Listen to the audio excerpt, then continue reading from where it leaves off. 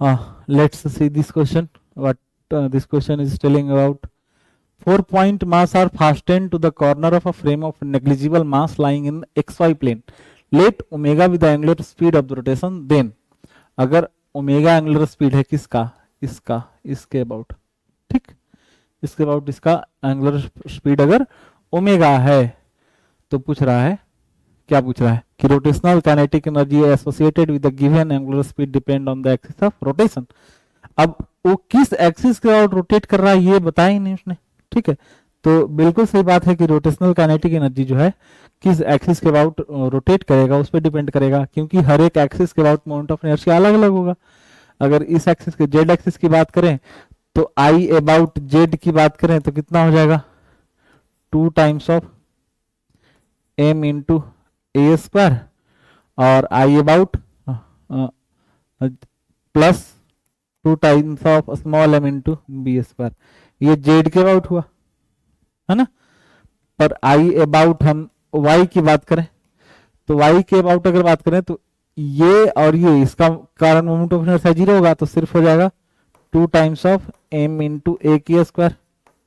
और I about x की बात करें, एक्स एक्सिस की बात करें, इस एक्सिस के अबाउट तो सिर्फ हो जाएगा 2 times of M into B का होल स्क्वायर. क्या बात सही है.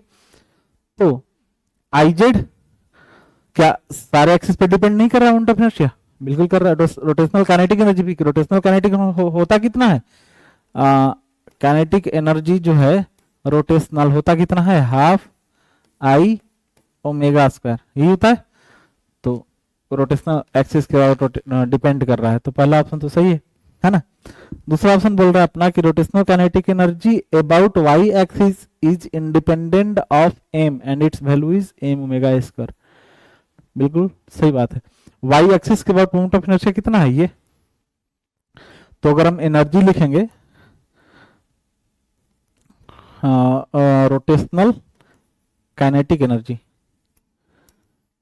या इसको लिख सकते हैं ऐसे, kinetic energy rotational equal to half into I into omega का स्क्वायर, पर ओमेगा की आई कितना है 2 times of M into A square into omega square. तो ये कट गया, तो मोमेंट एनर्जी आया कितना, M A square omega square, M A square omega square. तो बी ऑप्शन भी अपना बिल्कुल करेक्ट है.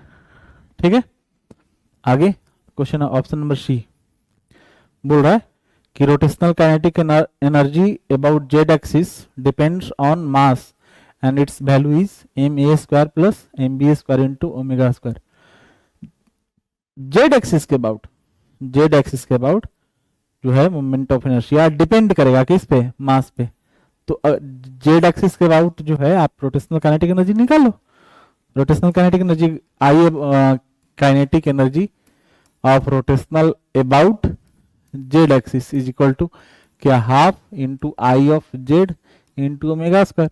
तो हाफ आई ऑफ जेड कितना है 2 times of M A square plus small M B square into omega square. 2 ने 2 को चीर दिया तो M times of A square plus small M times of B square into omega square. ये क्या हो गया, kinetic energy of rotational kinetic energy about Z axis.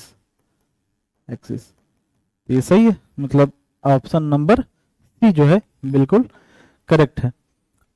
D बोल रहा है rotational kinetic energy about Z axis is independent of mass M and its value is नहीं. तो ये तो गलत है ना, अभी अभी जस्ट हमने निकाला है कि जो है इसके अबाउट कर रहा है. ठीक है, आगे